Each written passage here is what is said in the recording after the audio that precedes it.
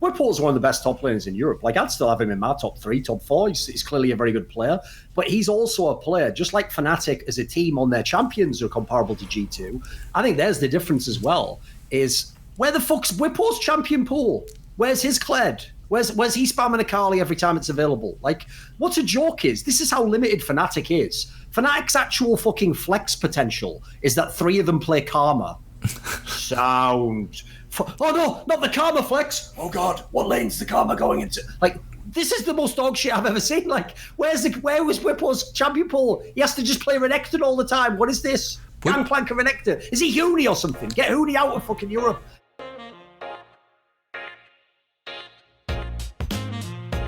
What? Wonder, what is this, bro? Where's the Kled? Kled's OP is... Let me add on a little bit before Wonder goes.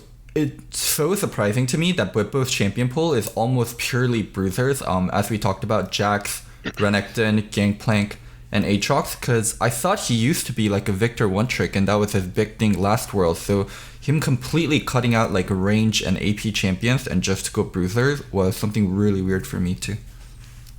Yeah, I mean, I think Bwipo, like, as a player, at least, I mean, I agree that, like, at Worlds he played a lot of Victor. And he was, I guess, fine at it. I mean, it was like very late in the tournament, so I don't really know, like, we didn't scrim them that much. But I think he's always been like kind of a bruiser guy. Like, he always liked to play GP and try and all in and like really make top lane a chaos like trade fest, first 3 levels, right? And I think the same with Renekton. I think Aatrox is probably like the only champ he has where he doesn't really have to all in, and he can just like play it because it's really, really strong, right? And he can just, if he can hit all the Qs, it doesn't matter how he positions his lane, he can probably 1v2 a lot of times, even if jungle comes. So I think, I mean, mainly he's just a guy that, like, how I see it is that he plays bruises and he tries to all in, and like he finds weird ways. Like, let's say I played Nico against Renekton, right? Against Alphari, for example, which I think is probably the best top laner in Europe, top 2 right now. He doesn't play that at all. No, right. But let's say I played against Renekton, right? Yeah, sure. And he would know that Nico wins against Renekton and gets pushed in early, so he would like maybe start Q or something, and he would stay in the bush and not get poked a lot and just like Q the wave, take as many CS as he can, and then when he gets his items, he would maybe like try and ult it with his jungler, right? That's how he plays. But I think how Bwipo plays is like he would start E on Renekton and he would dash in on me, you know, and like try to trade as much HP as possible, even though it's probably not good for him.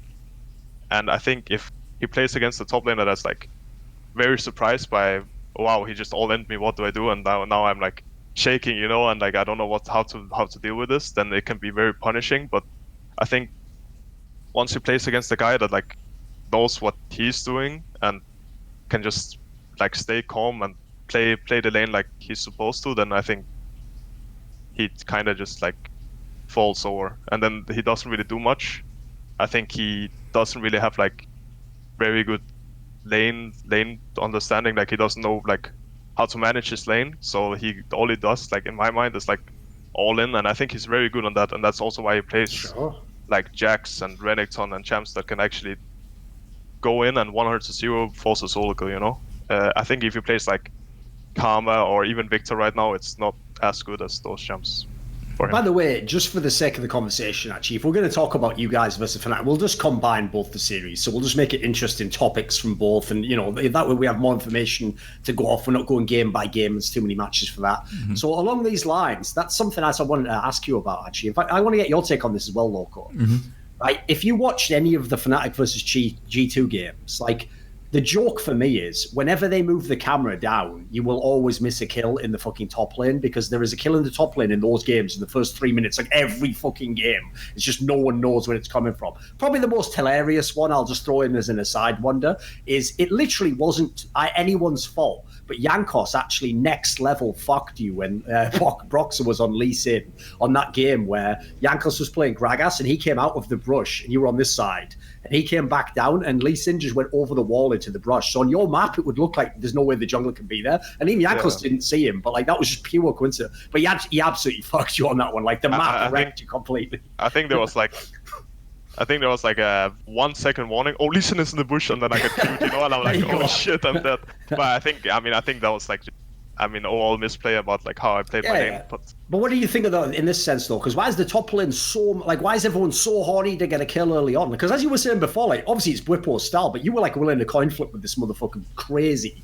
yeah, I mean, I was ready to trade. Yeah, I think it was pretty fun to like. I mean, I think it once he's very good in his comfort zone, as I said. Like when he knows like I can all in level 3 and maybe force a solo kill, but like once he plays against someone who's also like in his comfort zone and also knows, okay, he can't do this and I can't allow him to do this. I think it just the game just turns out like this where there's a lot of trading and someone comes out on top. Like if he plays it better, maybe he wins, or if I don't know like what he can do at any given time, maybe he will go for an all in and he will solo kill me, right?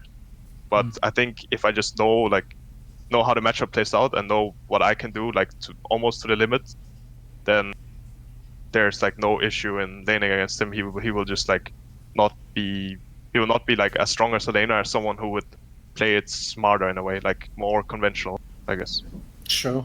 Because for me, like I've alluded to, I think that's one of the areas where it's going to be hard for Fnatic every time they play G2. Because as you say here, basically that's the way Bwipo wants to play that way. And against so many other players, he would just get away with it. Like they're not going to play mad aggro, go for some mad coin flip at fucking level 2 in the game. Like, who wants to do that and be down a kill? What do you think, Loco, on this topic in general? Bwipo being overly aggressive and how G2 deals with it. I mean, it's kind of like Huni and NA. Like, if you feel like you can beat people all the time in lane and you can be aggressive and you can have jungle support and you can kind of outmuscle them, like, you'll beat people worse than you all the time. And that's kind of what Fnatic did. And a lot of their playstyle is so focused on that. Like, them running Garen Yuumi, like, they don't have to go there early game. And they have strong solo laners they can play off. They have a strong jungle they can play off. As Bwipo talked about, when it's one-dimensional and it's obvious and you also feel like you can be better than them, it's really easy to handle. But for teams that can't handle like the all-in consistently and that also don't have as good of junglers like Jankos or Broxa, then it becomes a problem because you can't handle the top lane 2v2 anymore and you kind of have to start forfeiting top lane.